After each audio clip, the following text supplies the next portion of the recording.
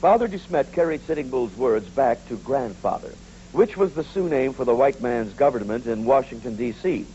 Grandfather decided to accept Sitting Bull's terms, and so on April 29, 1868, the Treaty of Laramie was signed by both the Sioux and the United States Peace Commission, represented by Father De Smet. It was a good peace. The Sioux were given a vast land of plains and forests, and of course, the Black Hills were included. And no white man could enter this territory without the permission of Sitting Bull and his chiefs. And the treaty was to last forever. Now the Sioux could be happy again and live a life of freedom far away from the whites. Or so they thought. Grandfather lies. His treaty is filled with empty words.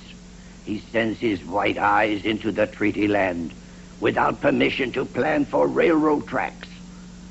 And his blue coats trample the sacred hills of Manitou. Now, in spite of broken promises by the white man, Sitting Bull continued to keep the peace, even when he learned that grandfather was sending a column of cavalry soldiers under the command of Colonel George A. Custer into the Black Hills.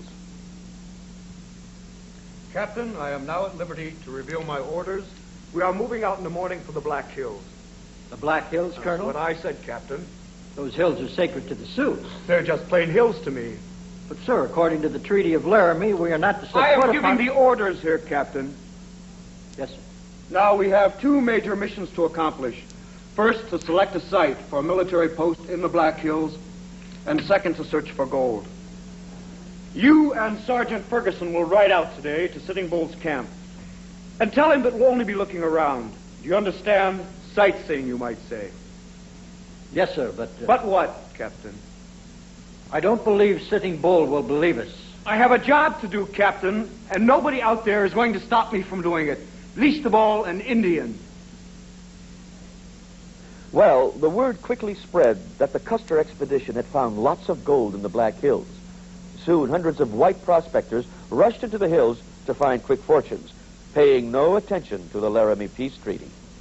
Sitting Bull's warriors tried to drive the gold miners away by attacking their camps and their wagon trains. Then the U.S. government, trying to stop the trouble and also hoping to take over all of the gold, offered to buy the Black Hills from the Sioux. We will never sell the Black Hills. Let the white men keep the treaty they made with us. When the Sioux refused to sell the Black Hills, the United States Army took over, ordering Sitting Bull's people to move to Standing Rock Reservation in the Dakota Territory. For 8 years, Sitting Bull had kept the peace, but now he was fighting mad. He sent messengers to all the fighting and hunting tribes west of the Missouri River to come to a great council to prepare for war. Never before had all the Indians of the plains fought together against a common enemy. They came to Sitting Bull's camp on the Rosebud River, and among them was Sitting Bull's second-in-command, the fearless Chief Crazy Horse. We must attack them and kill them now. Grandfather's army has too many soldiers and too many guns. We can outfight them. No, Crazy Horse. The white men are brave, too. They know how to fight together. They are like this. See, one finger, it is nothing. But 5 fingers together, they make a fist. Sitting Bull, we cannot keep the tribes together much longer without a fight. They are growing impatient. Besides, there is not enough grass left for the horses to graze on. Then we will move. From the valley of the Rosebud to the valley of the Little Bighorn. But we must stay together. Not long after Sitting Bull's army moved into the valley of the Little Bighorn, his scouts reported a long line of soldiers riding into the valley. Sitting Bull's army prepared for battle, keeping from sight behind the small hills. The 225 troopers of the 7th United States Cavalry, under the leadership of Colonel Custer, moved quietly on that afternoon of June 25th, 1876. They wanted to take Sitting Bull's camp by surprise. What they didn't know was that Sitting Bull's warriors far outnumbered them and were now waiting to surprise them. Custer's men rode down a sunny slope and out upon the open plain. Then, with blood-curdling cries, Sitting Bull's warriors sprang from their hiding places and galloped headlong into the troopers. Guns barked, arrows whizzed, tomahawks flashed. Lances flew through the air, horses snorted in fright. Men cried out in anger or in pain. Custer's soldiers fought valiantly, But there were just too many Indians. One by one, they fell upon the prairie grass. And in 30 minutes, it was all over. Not one soldier was alive. It was, as history calls it, Custer's last stand. Let us mourn, not only for our own dead, but for those brave white men lying on the hillside. Let us be filled with the knowledge that our great victory has been too big. Grandfather will be so angry now he will send an army larger than ours against us. His cities are full of people, and he raises new armies every day. We have beaten only one force. Now there can never be peace. The war is over. We must leave this place.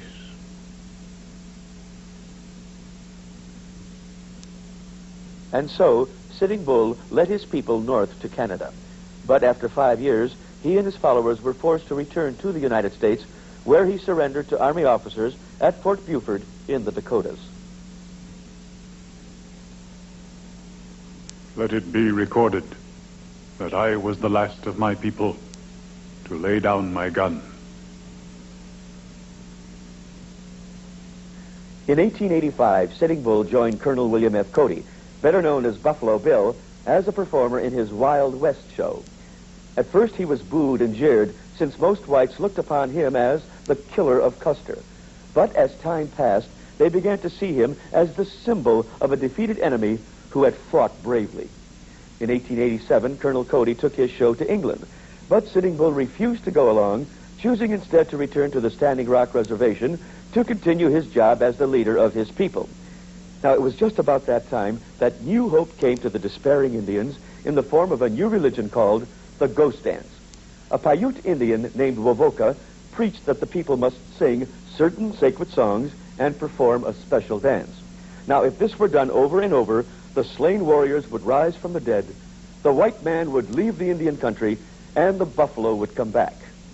The United States government worried that the Ghost Dance might lead to an Indian uprising, and that Sitting Bull himself might lead it. So, in the winter of 1890, the government ordered Sitting Bull's arrest. About 40 Indian policemen, all of them young Sioux men, arrived at his log cabin one morning before dawn. Sitting Bull refused to go with them, angrily declaring that he was being falsely arrested. Now, in all of the excitement and the arguing, a shot was suddenly fired by one of Sitting Bull's friends. Then everyone started shooting, firing blindly in the dim light of dawn. It was probably one of the wildest gun battles ever seen in the Old West. And when it was over, 14 men lay dead or dying on the frozen ground. Sitting Bull was among them, a bullet in his heart, killed by one of his own people. Our Itan Chan now lives with Manitou. His going is that of a great chief, fighting with his last breath for freedom. A great warrior who dies before he gives in to what he believes is wrong. Sitting Bull was honored above all others by the Indians of his time, hated and feared above all others by the whites of his time. His name ranks with all those through history who fought for what they believed was right for their people. For 25 years, he had been the greatest leader of the greatest Indian nation. He was a fierce warrior and a gentle friend. He was a statesman and a prophet. He was the strongest and boldest of his race. And today, Sitting Bull is the best remembered Indian who ever lived.